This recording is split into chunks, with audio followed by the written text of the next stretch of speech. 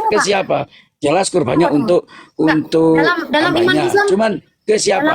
dalam iman Islam saya masih nggak ngerti. Kurban untuk Tuhan, maksudnya kalian ngasih kurban untuk Tuhan. Itu. Iya, karena kita ini kan hambanya Tuhan. Tujuan korban itu Diperintahkan untuk untuk apa? korban Saya tanya. dengan menyembelih domba atau sapi. Dia aja lahir di 15 April Ya, 1452. 14. Ya, 1452 jauh. 1452. Abad 15 Iya. mau menjelaskan yang di abad 1, ya saya mendingan lebih milih Muhammad daripada dia. Lebih dekat, lebih dekat. Iya, saya lebih percaya Muhammad yang ngomong A B C D dibandingkan si Da Vinci ini. Oke, kalau kata Allah itu berasal dari rumpun semetik ya Pak ya? Orang-orang. Hai, semitik dari mana? Oke, jadi menurut Bapak dari bahasa apa itu Pak? Ilahun, asalnya katanya adalah ilahun. Bahasa Artinya apa, itu Pak? Tuhan. Ilahun, asal kata Ada dari datanya ilahun. nggak ini? Ada datanya nggak ini? Ada Oh, datanya nggak? ada. Shalom Bapak Ibu saudara-saudari terkasih, selamat datang di channel Juru Selamatku. Sebelumnya jangan lupa subscribe, like, dan bagikan tentang kebenaran Tuhan kita yang besar, dahsyat, dan penuh kasih. Pembahasan kali ini akan disampaikan oleh apologet Kristen yang sangat luar biasa, yaitu Saudari Agatha. Beliau akan berdiskusi dengan beberapa umat muslim yang bertanya tentang iman Kristen. Dari diskusi tersebut, umat muslim ini mempertanyakan kurban seperti apa yang ada di dalam iman Kristen. Namun pada saat ditanya balik, umat muslim ini tidak bisa menjelaskan tentang kurban yang ada di dalam iman Islam. Tanpa panjang lebar, saya ajak Bapak, Ibu, Saudara-saudari untuk melihat diskusi yang sangat menarik ini. Tentunya bisa menambah wawasan serta menguatkan iman kekristenan kita.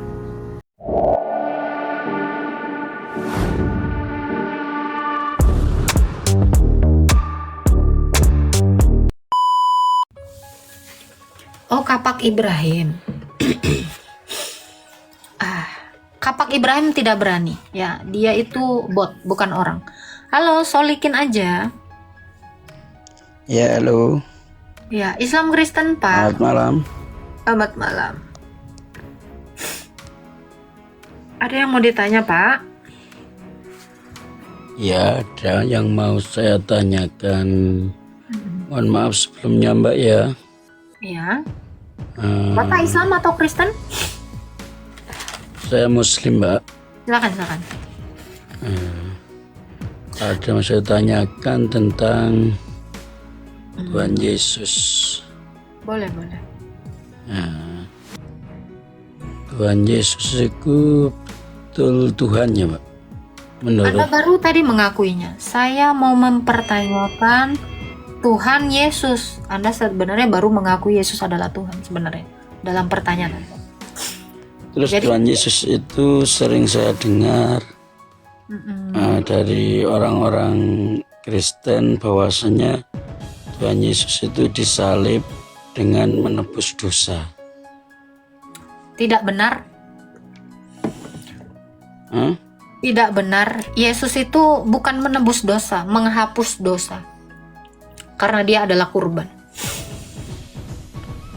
Oh, bukan menebus dosa ya, Mbak, karena sering disampaikan oleh Mbak Mikana itu penyampainya. Mikana itu bukan mewakili Kristen. Mikana itu juga bukan Kristen, Pak. Dia adalah Muslim yang nyamar, Pak. Mikana itu Islam, Pak. Iya, makanya dia salah-salah memberitakan iman Kristen. Gitu ya, Mbak. Ya. Ah, Berarti itu bukan menebus dosa tapi bukan menghapus dosa. Betul. terus kok beliaunya menghapus kok dengan cara disalib ya, Mbak? Iya, Gimana karena penjelasannya? dari dulu orang Yahudi kalau mau menghapus dosa itu dengan cara kurban. Jadi Yesus disalib itu adalah kurban. Kurban Terus? itu ya. Jadi gini Pak, setiap ada orang, nih saya kasih tahu di dalam Tauratnya Musa ya. Setiap ada yang berdosa datang kepada imam, dia membawa kurban. Kurbannya itu adalah domba. Makanya Yesus disebut anak domba Allah, domba Paskah Allah gitu. Ketika dia bersalah mengakui dosanya dipindahkan ke kurban ini sehingga setiap hukum, setiap orang berdosa adalah mati, maka dosa yang sudah dipindahkan kepada kurban ini harus dibakar habis, mati. Sehingga orang tadi ini tidak mati. Itulah yang namanya kurban. Demikian Yesus disebut kurban karena dia tidak berdosa tetapi menggantikan manusia-manusia berdosa, sehingga siapa yang hidup di dalamnya dia itu menjadi dihapuskan dosanya. Jadi Yesus menghapus dosa dengan cara menimpakan seluruh dosa dunia kepadanya, lalu dia dibunuh, maka dosa itu habis bersama dengan kematiannya. Gitu. Jadi ini adalah ibadahnya Adam dan Hawa, Kain dan Habel, Ayub, Yakub, Abraham, Yesus sampai Oten di zaman sekarang ini.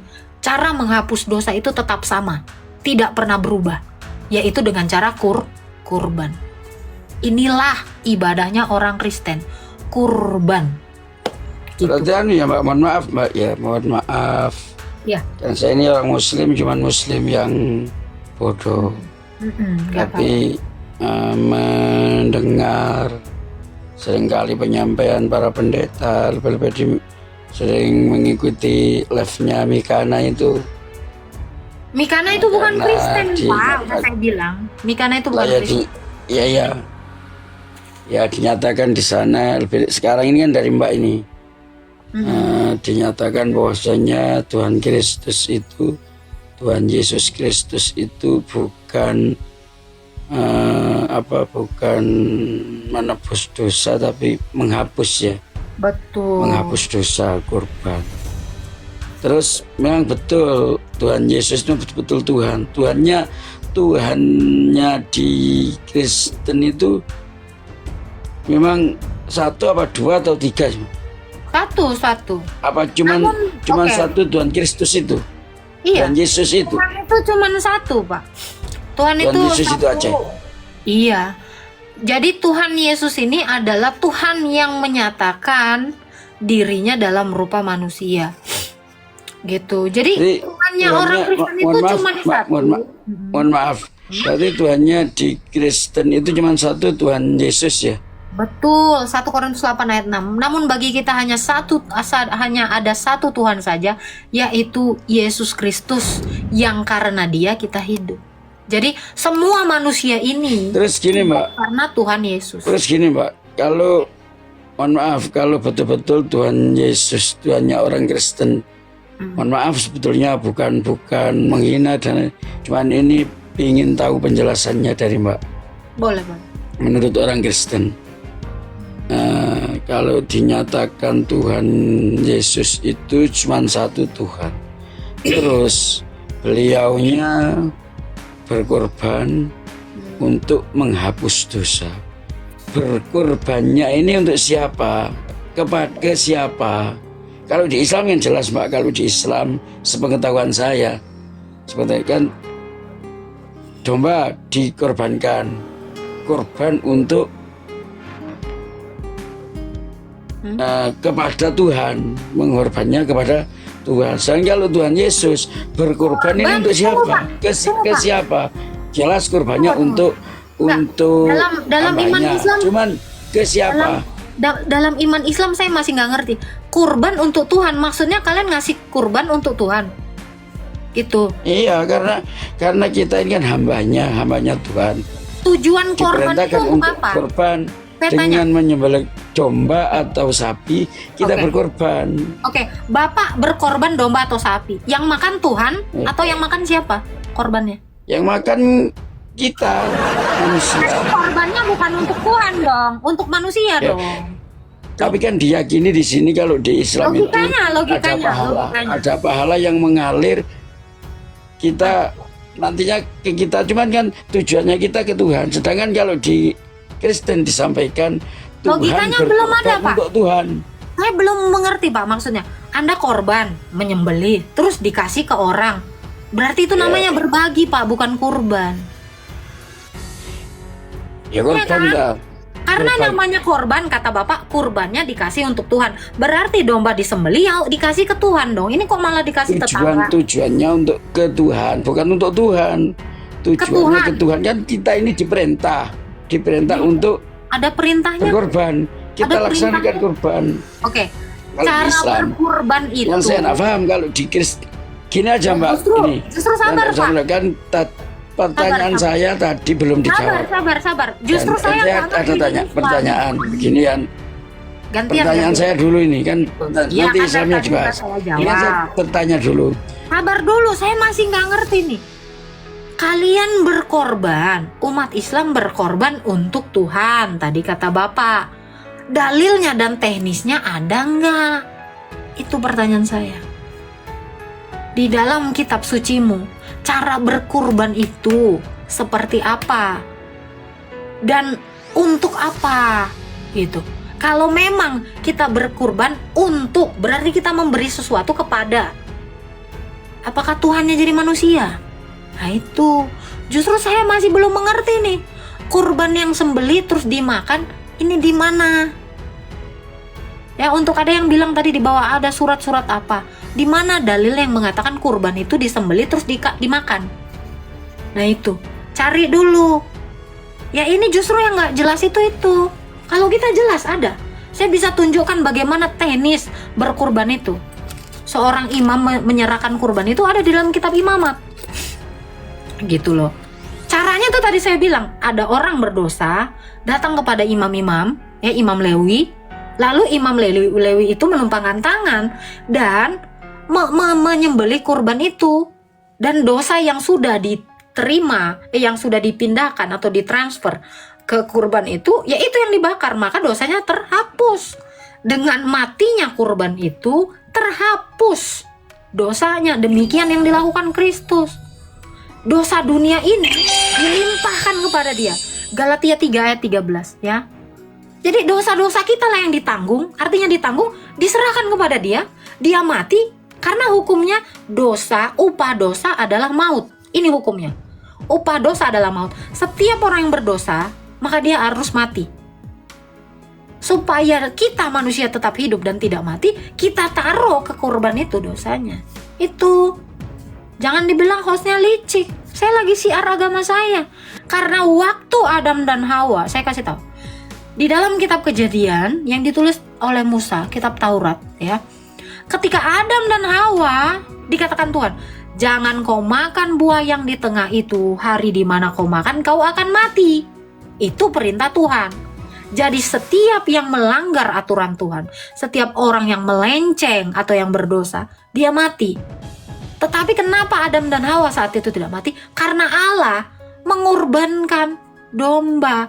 Diambilnya kulitnya disematkan kepada Adam dan Hawa. Sejak Adam dan Hawa sampai 10 detik ini ekaristi.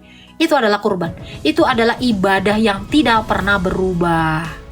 Nih, kalau kalian mau tahu, makanya kenapa orang Kristen itu bergereja?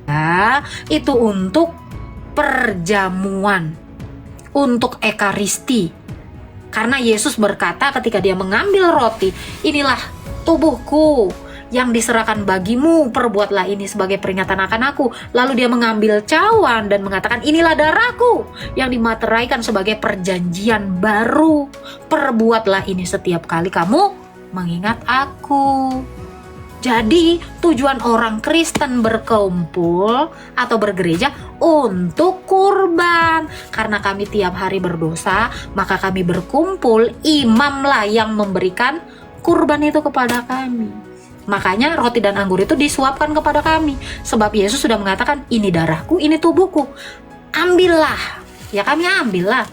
Maka dengan jalan ekaristi atau perjamuan, dosa kami dihapuskan. Sebab Kristus Yesus mati satu kali dan tidak mati lagi untuk selama-lamanya. Dia adalah kurban yang kekal. Gitu ya. Jadi esensi dari kurban kami lebih paham. Orang Yahudi itu lebih paham sama orang Kristen. Karena orang Kristen lahir dari Yahudi, kami bisa menjelaskan.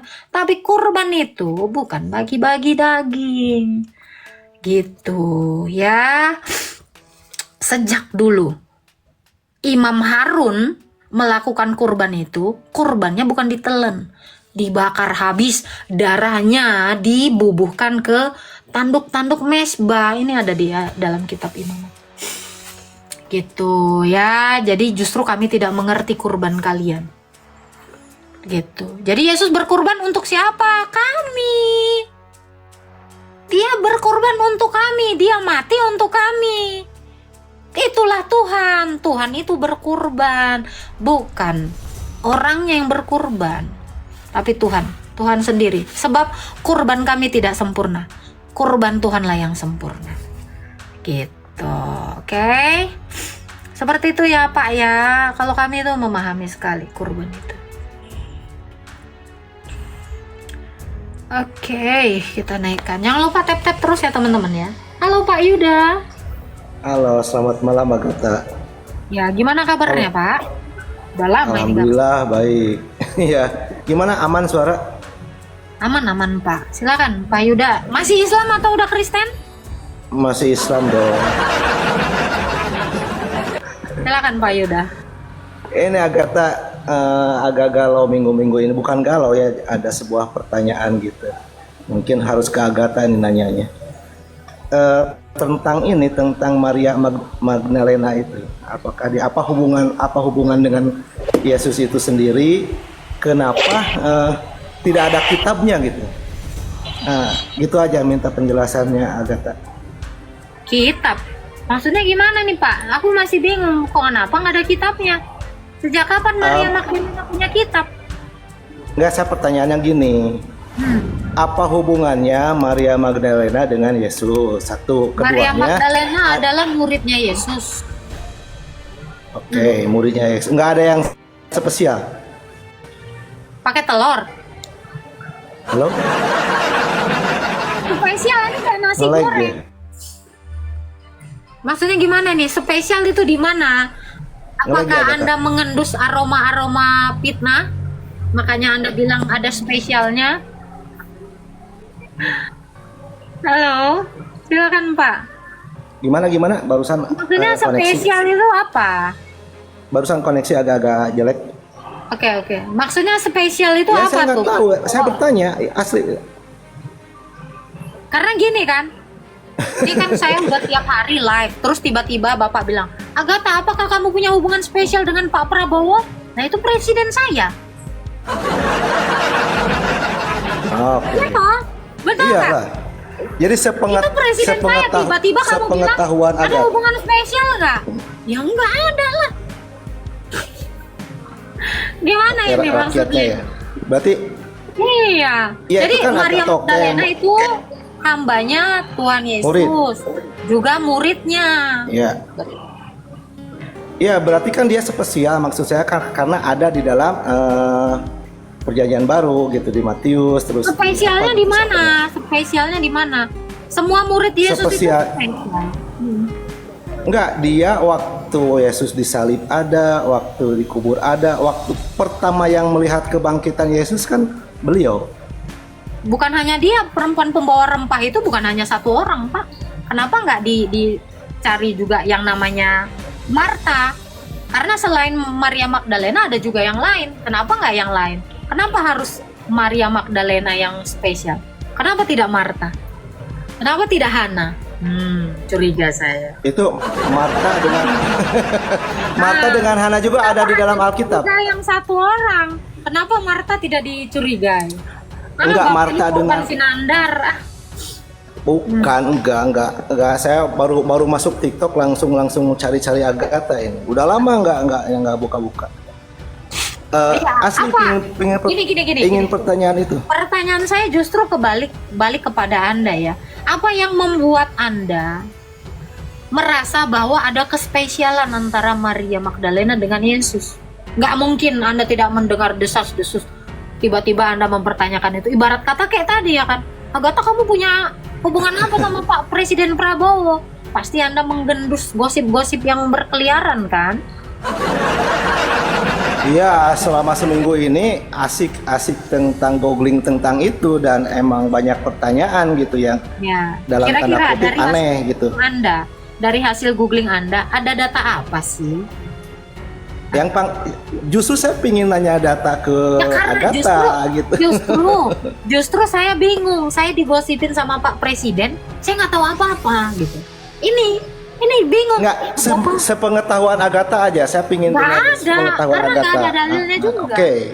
Oke. Pertanyaan kedua lanjut aja ya.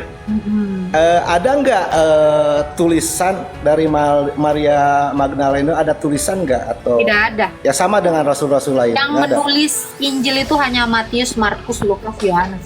Sisanya adalah surat-surat kepada jemaat di Korintus, Filipi, Galatia, Efesus, Roma, Korintus. Nah itu nggak ada. Maria Magdalena itu tidak menulis kitab ataupun surat. Rasul lain juga tidak menuliskan itu. Rasul Andreas juga tidak menulis surat. Itu murid pertamanya Yesus loh, Rasul Andreas, yang paling tua. Tapi dia juga tidak menulis. Karena Tuhan Yesus itu memilih Matius, Markus, Lukas, dan Yohanes saja yang menuliskan Injil Sinoptik. Gitu. Oke. Nah, itu aja saya ingin tahu dari seorang Agatha gitu. Seorang Iya. Agatha yang notabene Kristennya kuat gitu ya. Saya ingin dengar sendiri langsung gitu daripada googling bingung sendiri jadinya. Gitu. Betul. Terus lihat apa namanya? Lihat dari lukisan Da Vinci itu kan ada perdebatan apakah Yohanes, apakah Maria Magdalena yang di sebelahnya Yesus itu. Da Vinci itu siapa, Pak? Da Vinci itu kan ilmuwan. Da Vinci ilmuwan. Leonardo da Vinci. Oh. Oh iya, dia Ilmuwan polimen apa, dia. Pak? Ilmuwan apa, Pak? Da Vinci? Seniman, ilmuwan segala. Polimen dia. Enggak. Saya tanya, dia ilmuwan apa? Ilmu apa yang diajarkan? Karena kalau dia diklaim sebagai ilmuwan kan kita harus tahu gitu. Peraih Nobel tidak? Apa sih buku yang dia tulis, ilmu apa? Belum ada Nobel kan waktu dia zaman dia. Da 14 Vinci berapa? itu, Da Vinci itu siapa dulu gitu, Pak? Dia seniman, polimen dia, Agatha polimen dia, udah diakui dunia dia polimen. Polimen itu banyak. Polimet kali, bukan polimen. Iya. Salah dengar aja Agatha. Oke, kita tahu Leonardo da Vinci itu adalah orang Iya. Itali. Orang Itali, Pak. Orang Itali mana kenal sama Yesus, Pak?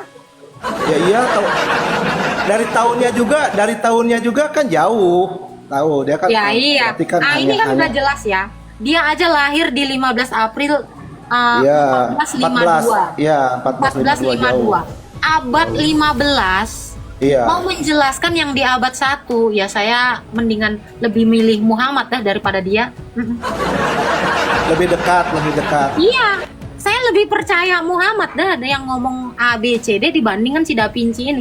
Da Vinci ini jauh Da kali Vinci- jaraknya. Da Vinci itu dia tidak berstatement apa-apa. Orang sekarang ini yang menafsirkan gitu. Kalau kan. Da Vinci pun tidak berstatement apa-apa, kenapa? Kalian jadikan dia kambing hitam? Enggak atas kalian, asumsi saya. kalian. Nggak asumsi saya, justru saya pingin konfirmasi kepada yang tahu gitulah, pingin tahu dari Agatha sendiri itu. Dalam iman kami tidak mengimani selain dari para rasul. Iman kami dapatkan dari kesaksian para rasul. Da Vinci bukan rasul. Bukan Iya, rasul itu kan kami. Jadi udah jelas. apapun dia, bahkan dia nggak ada narasinya. Kenapa dijadiin kambing hitam? Kasihan. Makanya saya bertanya kepada Agatha. Tadi udah percaya Magdalena, itu. udah jadi terjawab. yang penting kita tahu ya. Yang penting kita tahu selain dari para rasul 83 murid Yesus, rasul Yesus, kami tidak mengimani apapun selain itu. Apapun kata orang begini tentang Yesus, kami tidak percaya. Kenapa? Karena mereka semua tidak hidup bersama-sama dengan Kristus Yesus. Mereka tidak mengenal Yesus. Yang mengenal Yesus itu adalah rasul. Gitu aja, Pak.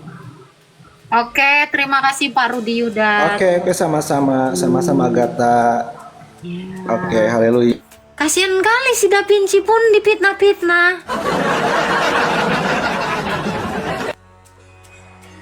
Ya, lukisan yang terkenal itu adalah Mona Lisa.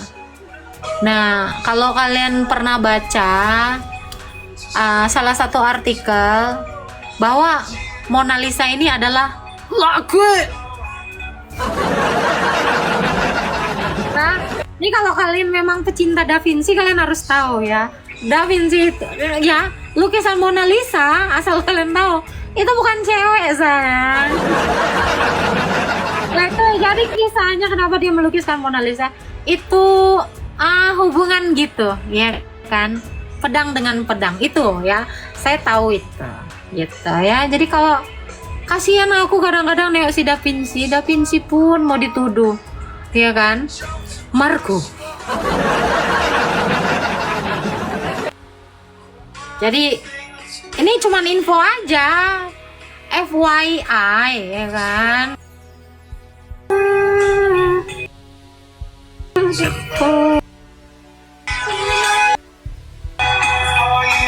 Nandar kok didengar. Selamat malam, Mbak. Selamat malam. Islam Kristen, Pak.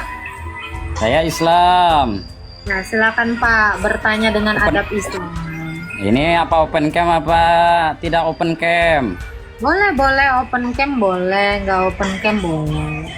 Oke. Mana temanya tadi? Apa itu Allah ya lah, Mbak? Iya. Iya, temanya apa itu Allah? Kita bahas kalimat ya, Mbak. Bapak mau menjelaskan siapa Allah? Kita bahas kalimatnya aja ya, Mbak. Bahas kalimat apa tuh? Asal kalimat Allah itu. Kata Allah itu. Kata atau kalimat? Karena kalimat itu terdiri dari beberapa kata. Itu kalimat. Kalau kata itu satu. Susunan beberapa huruf itu dibilang kata. Ya, tapi beberapa kata disebut kalimat. Jadi Bapak mau membahas kata Allah atau kalimat Allah? Itu tulisan apa itu Allah? Itu kan kita bahas kalimat. Kalimat apa itu Allah? Iya, Mbak Oke, tahu. Silakan. Mbak udah tahu? Tahu tentang Kalimat kata Allah tadi tahu? Udah tahu? kata Allah? Oke. Iya. Itu berasal dari mana, Pak? Oke. Apa sih? Kalau kata Allah itu berasal dari rumpun semetik ya, Pak ya? Orang-orang. Hai, semitik dari mana? Oke, jadi menurut Bapak dari bahasa apa itu, Pak? Ilahun, asalnya katanya adalah ilahun. Bahasa Apa artinya apa, itu Pak? Tuhan? Ilahun, Oh, asal kata ada dari datanya ilahun. nggak ini? Ada datanya nggak ini? Ada datanya nggak? Aduh. Silakan dibuka. Satu HP aja, Mbak. Tapi tadi tidak bahasa muka. Coba Mbak teliti aja. Itu bahasa Arab, Mbak. Nah, itu Ilah. adalah artinya pailahon, bukan ilahun, Pak. Pailahon. Nyengir tapi nggak tahu. Bapak ngomong tapi nggak ada data, Pak. Itu namanya pailahon. Kalau bahasa Thailandnya, ada yang tahu artinya pailahon? Itu bahasa Thailand itu, Pak. Bikin malu. Jangan tunjukkan. Ayo kita bahas. Tapi saya nggak punya HP. Nggak ada hubungannya HP dengan data. Buat malu. Kalau kata Kak Ros, ya itu. Ya, begitulah penjelasan dari Saudari Agatha. Bagaimana menurut pendapat Bapak, Ibu, saudara-saudari sekalian setelah melihat video tersebut? Tentu kita semua pasti merasa terberkati dan juga menambah wawasan tentang juru selamat kita, yaitu Tuhan Yesus Kristus. Mari kita sama-sama belajar terus tentang kebesaran dan kebenaran Tuhan Yesus melalui video-video selanjutnya. Shalom dan Tuhan Yesus memberkati.